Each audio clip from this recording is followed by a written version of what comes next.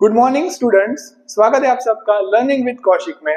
Today we are going to discuss about distance and displacement. तो आइए शुरू करते हैं with a first topic known as physical quantity. सबसे पहले हम समझेंगे कि फिजिकल क्वांटिटी होती क्या है। So as you know that कि एक ऐसी क्वांटिटी जिसको हम मेजर कर सकते हैं। आप आपकी लाइफ में बचपन से लेके अभी तक ऐसी बहुत सारी क्वांटिटीज है जिसको आपने मेजर किया होगा। जैसे फॉर एग्जांपल आप ले लो फोर्स। तो आप जब 8th स्टैंडर्ड में थे तब आपने फोर्स पढ़ा था कि भाई मैं इसके ऊपर 50 न्यूटन का फोर्स लगा रहा हूँ या 100 न्यूटन का फोर्स लगा रहा हूँ, तो हम फोर्स मेजर कर सकते हैं। इन द सेम वे कोई इंसान का वेट है, आपका वेट है, मेरा वेट है, उसको हम मेजर कर सकते हैं। It can B 100 kg, 80 kg, जितना भी हो तो मेजरेबल है।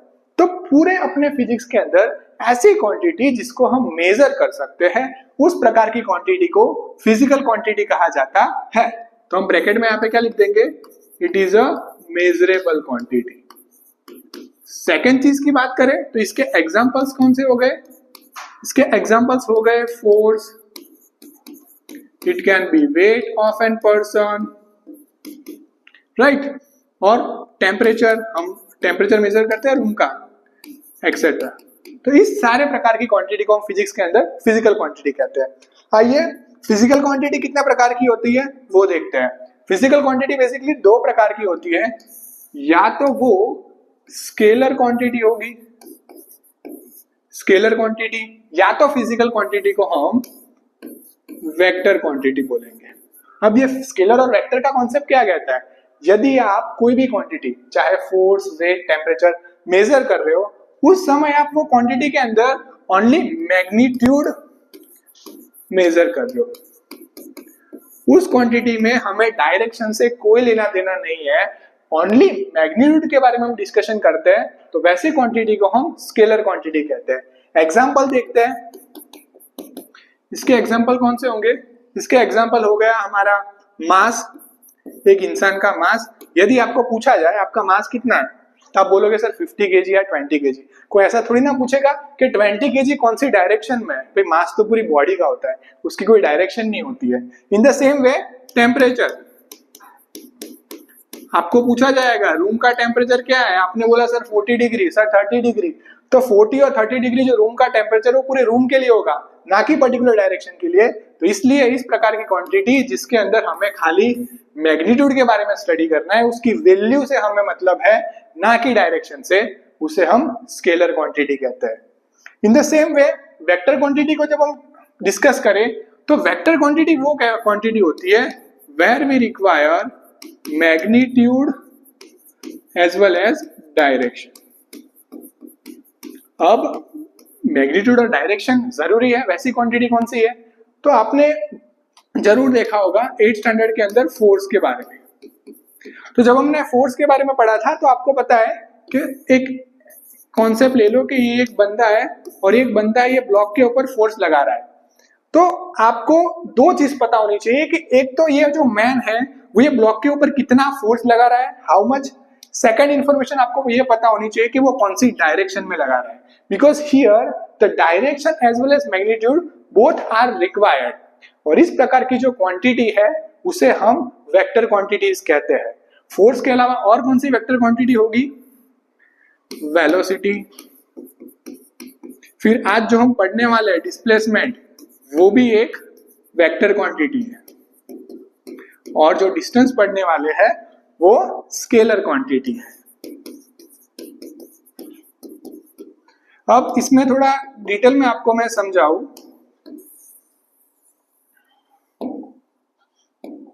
एक बार वापस देख ले तो स्केलर क्वांटिटी कौन सी है? एक ऐसी क्वांटिटी जिसमें only magnitude are required. Magnitude का मतलब क्या होता है?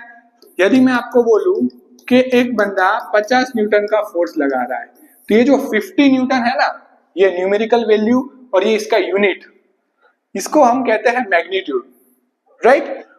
बट इसके साथ साथ यदि मैं डायरेक्शन बताऊं, मतलब 50 Newton of force in north direction, तो ये हो गया डायरेक्शन। जब हम खाली मैग्नीट्यूड की बात करते हैं तो वो स्केलर क्वांटिटी, जब हम मैग्नीट्यूड के साथ डायरेक्शन की डिस्कशन करते हैं तब वो वेक्टर क्वांटिटी। आई होप आपको ये समझ में आया होगा, आप भी आपकी नोटबुक में नोट डाउन कर सकते हैं। सो आइए चलिए अब समझते हैं कि डिस्टेंस और डिस्प्लेसमेंट में क्या डिफरेंस है और इसका कॉन्सेप्ट क्या कहता है। तो यहाँ पे मैंने एक केस क्रिएट किया है, आप गौर से देखो तो यहाँ पे आपको राजू का हाउस दिख रहा होगा। सिंपली राजू को क्या करना है, अपने घर से उसकी स्कूल की ओर जाना है। अब जैसे आप भी घर से स्कूल की ओर जाते होंगे तो आपके घर से स्कूल जाने के मल्टीपल रास्ते हो सकते हैं। इन द सेम वे यहाँ पे राजू के पास भी स्कूल जाने के 3 पाथ है टोटल। एक पाथ जो उसके फ्रेंड के घर से होता हुआ स्कूल जाता है, जो है पाथ ए, जो उसके घर से स्कूल तक का डिस्टेंस उसमें 20 किलोमीटर है। सेकंड पाथ है जो स्ट्रेट है, बीच में किसी का घर नहीं आता है, कुछ नहीं आता है, जिसका डिस्टेंस है 10 किलोमीटर। और ये जो पाथ सी है वो पूरा मार्केट से घूमता हुआ स्कूल की ओर जाता है, जिसका डिस्टेंस है अराउंड 30 किलोमीटर। तो यदि ये केस के अंदर मैं यदि आपको पूछूं कि find the distance between Raju's house to Raju school, तो क्या आप बता सकते हो? नो यू कांट, क्योंकि जब भी हमें डिस्टेंस फाइंड करना है ना, आप पूछोगे कि सर कौन से पाथ से जा रहे हैं। यदि मैं अब आपको ऐसा बोलूं कि इफ राजू पाथ ए लेता है तो उसके घर से स्कूल का डिस्टेंस क्या हुआ? As obvious 20 kilometre. Path B से जाएगा तो 10 किलोमीटर, राइट? तो यहाँ पे हमको पता चला कि डिस्टेंस क्या है। डिस्टेंस कुछ नहीं है, it is a total path length covered by an object. कि एक ऑब्जेक्ट जब अपने पॉइंट से स्टार्ट होके कहीं पे जाता है तो उस समय वो कितना पाथ कवर करता है, उसे डिस्टेंस कहा जाता है। यदि राजू मार्केट से घूमता हुआ पाथ सी से अपनी स्कूल जाएगा तो डिस्टेंस 30 किलोमीटर हो जाएगा। यदि वो अपने फ्रेंड के घर से जाएगा तो 20 किलोमीटर हो जाएगा। तो इससे ये साबित होता है कि distance depend on the path which you have taken while moving from one point two another point. But displacement क्या है? Displacement is the shortest distance between initial and final points. सबसे पहले इनिशियल पॉइंट हमारा कौन सा है? राजू का घर। फाइनल पॉइंट क्या है? राजू की स्कूल। तो ये दोनों पॉइंट के बीच में सबसे शॉर्टेस्ट डिस्टेंस क्या हो सकता है? आपने देखा कि पाथ बी जो है वो शॉर्टेस्ट डिस्टेंस है 10 किलोमीटर। तो ये केस के अंदर हमारा डिस्टेंस अलग अलग हो सकता है depending on the path, but हमारा जो डिस्प्लेसमेंट है वो हमेशा क्या होगा? 10 किलोमीटर ही होगा, क्योंकि राजू के घर से स्कूल जाने के लिए सबसे छोटा रास्ता 10 किलोमीटर है, राइट? सो डिस्प्लेसमेंट क्या है? Shortest distance between 2 point.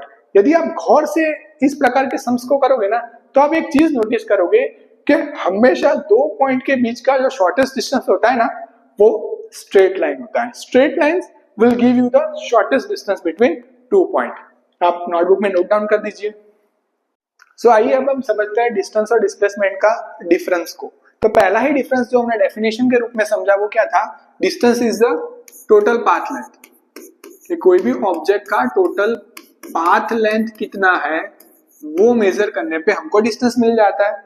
जबकि डिस्प्लेसमेंट क्या है? Displacement is the shortest distance, कि कोई भी 2 पॉइंट के बीच का शॉर्टेस्ट डिस्टेंस जो है वो बन जाता है डिस्प्लेसमेंट। सेकंड डिफरेंस की हम बात करें तो डिस्टेंस जो है वो हमारा स्केलर क्वांटिटी है। क्या है भाई? Scalar quantity.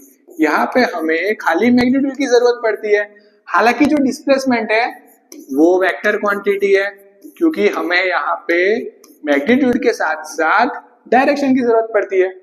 तीसरी चीज देखें तो डिस्टेंस आप देखो हमेशा पॉजिटिव होगा। आपको एक जगह से दूसरी जगह पे जाते हो तो it should be always positive, right? तो हम ये क्या लिखेंगे? It is always positive. But जो डिस्प्लेसमेंट है वो जरूरी नहीं है कि पॉजिटिव ही हो।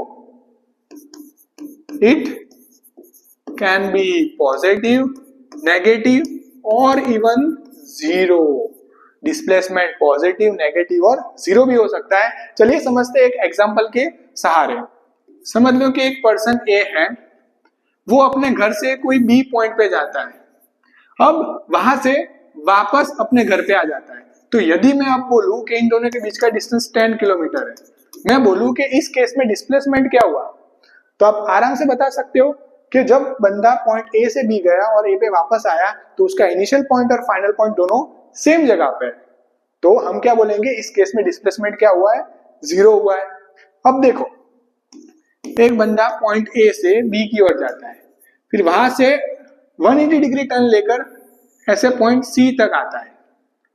तो अब पॉइंट ए और सी के बीच का जब आप डिस्प्लेसमेंट ढूंढोगे तो वो क्या आएगा, नेगेटिव आएगा, क्योंकि डायरेक्शन क्या हो गई, चेंज हो गई।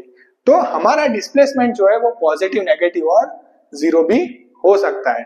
तो ये जो तीन डिफरेंस है बेसिकली वो आपको बाय हार्ट याद रखने हैं।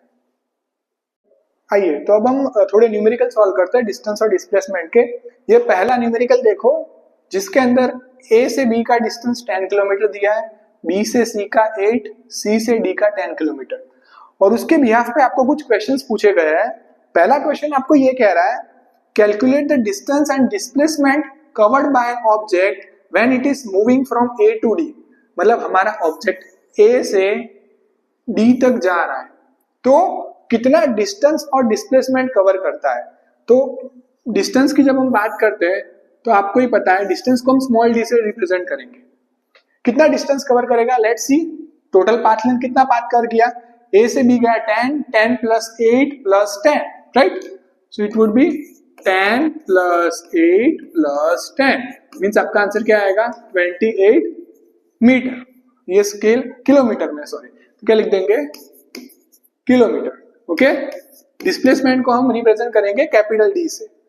तो पॉइंट ए से डी का डिस्प्लेसमेंट क्या होगा, अरे भाई इनिशियल पॉइंट ये है, फाइनल पॉइंट ये है, शॉर्टेस्ट डिस्टेंस हमेशा स्ट्रेट लाइन ही होता है, तो इस केस में आपका डिस्प्लेसमेंट भी क्या होगा, सेम डिस्टेंस इतना ही होगा 28 किलोमीटर, ओके। चलिए आइए अब क्वेश्चन नंबर 2 को सॉल्व करते हैं। ऑब्जेक्ट जा रहा है ए से डी और फिर वापस लौटकर बी तक आ रहा है, means the object is moving from A to D and then coming back to point B.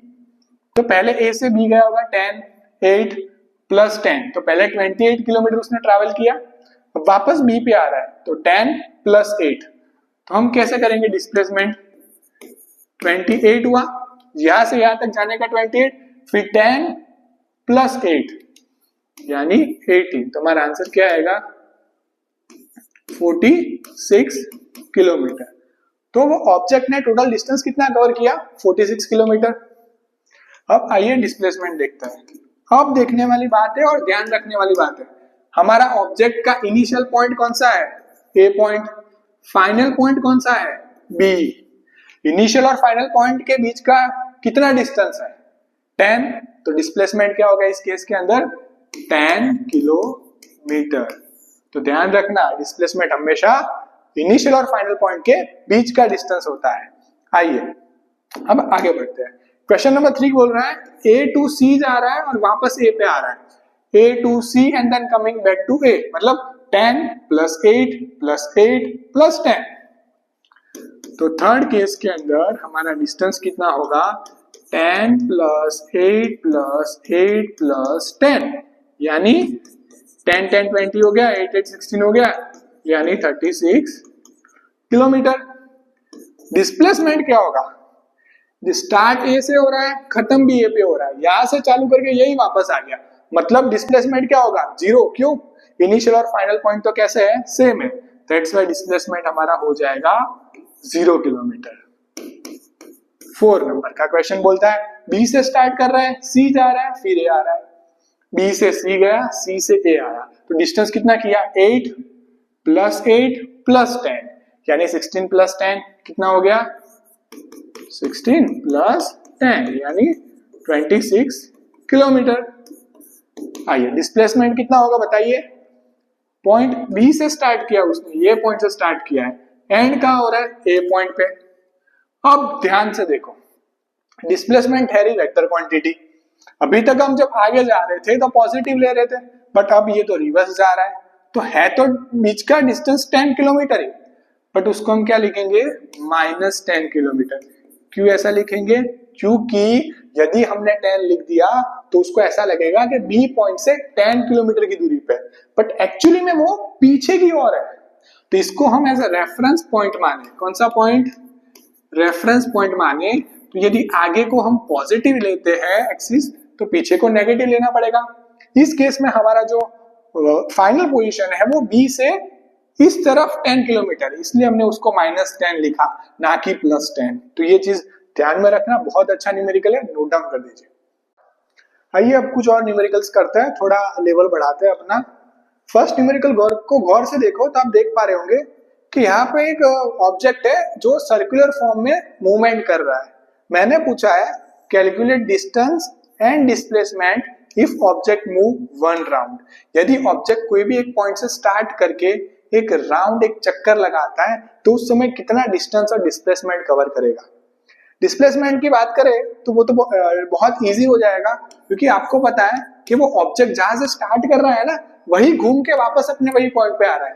तो जब इनिशियल पॉइंट और फाइनल पॉइंट सेम होगा तो डिस्प्लेसमेंट क्या होगा, जीरो। तो हमारा डिस्प्लेसमेंट तो क्या आ गया, जीरो। अब डिस्टेंस कैलकुलेट करते हैं। शॉर्ट में ये ऑब्जेक्ट कर क्या रहा है, सर्कल की सरकमफेरेंस कवर कर रहा है। दैट्स व्हाई डिस्टेंस हमारा क्या होगा, 2 पाई आर। सर्कल की सरकमफेरेंस क्या होता है, 2 पाई आर। आर की जगह क्या रख देंगे, ऊपर लिखा हुआ है रेडियस कितनी है, 14 रख दिया, 7 को 2 से कट कर दिया, क्या होगा 2 × 2 4, 4 × 22 क्या हो जाएगा, बताओ फटाफट, 88 मीटर। तो ये ऑब्जेक्ट 88 मीटर कवर करेगा और डिस्प्लेसमेंट जीरो होगा। सेकंड केस में आ जाइए, ऑब्जेक्ट ए से बी जा रहा है, तो इस केस में हमारा डिस्प्लेसमेंट क्या होगा, डिस्प्लेसमेंट होता है शॉर्टेस्ट डिस्टेंस। ए से बी जाने के दो रास्ते, ध्यान से देखना, एक आप ऐसे जा सकते हो, एक आप स्ट्रेट जा सकते हो, बट डिस्प्लेसमेंट क्या होता है, शॉर्टेस्ट डिस्टेंस। तो शॉर्टेस्ट यही वाला है, तो कितना होगा, ये 7 है तो ये भी 7 हो जाएगा, तो आंसर आएगा 7 + 7 14 मीटर। आइए अब डिस्टेंस कैलकुलेट करते हैं। अब जब ए से बी जाएंगे तो डिस्टेंस हमारा 14 भी हो सकता है यदि ये पाथ से गया तो, बट ये वाले पाथ से गया तो क्या होगा, पूरे सर्कल का सरकमफेरेंस 2 पाई आर होता है, तो आधे सर्कल का कितना होगा, पाई आर, उसका आधा 22/7 मल्टीप्लाई बाय रेडियस कितनी है, 7 7 7 कट, तो आंसर इज 22 मीटर। इजी। चलो थर्ड वाले को देखते हैं। अब ये दो सम सॉल्व किए तो ये वाला आपको आराम से आएगा। ऑब्जेक्ट पॉइंट ए से डी तक जाता है ऐसे करके, राइट। ये वाले पाथ से ऑब्जेक्ट ए से डी तक आता है, तो उस केस में हमारा डिस्प्लेसमेंट क्या होगा।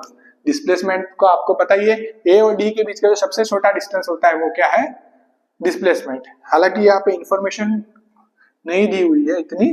देखो ये 21 है, तो ये पूरा कितना हो जाएगा, 21 + 21 42, तो हमारा ये हो जाएगा 42, और ये वाला ले लो आप 20। चलो तो अब बता सकते हो आप डिस्प्लेसमेंट क्या होगा, shortest distance between A and D ये होगा, जो क्या है 20, तो हम ले सकते हैं डिस्प्लेसमेंट हो गया हमारा 20 मीटर। डिस्टेंस की बात करें तो पहले तो ये कितना हो जाएगा, पाई आर। पाई आर का मतलब क्या हो जाएगा, 22/7 इंटू रेडियस कितना है 21, 7 3 = 21, 3 × 22 66, तो 66 प्लस इसका 66 आया था, प्लस 20 प्लस 42, प्लस 20 प्लस 42, जो भी आंसर आएगा वो आपका क्या हो जाएगा, डिस्टेंस हो जाएगा। अब ये वाला आते हैं ए टू ए, वो बंदा पूरा ए से घूमकर ए पे वापस आ रहा है, तो जब कोई ऑब्जेक्ट अपने इनिशियल पॉइंट और फाइनल पॉइंट पे वापस आता है तो उस केस में डिस्प्लेसमेंट क्या हो जाता है, जीरो। डिस्टेंस की बात करें तो इजी, इसका जो आंसर आएगा उसमें आपको क्या ऐड कर देना है, 20, you will get the answer of distance. In the same way, you can calculate this sum and comment down the answer.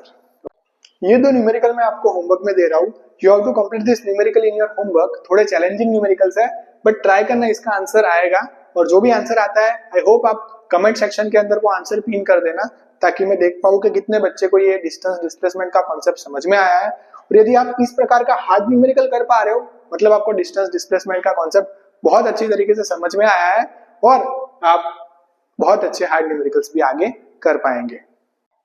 Thank you so much अभी तक पूरा कॉन्सेप्ट समझने के लिए। आई होप आपको डिस्टेंस और डिस्प्लेसमेंट का कॉन्सेप्ट बहुत अच्छी तरीके से समझ में आया होगा।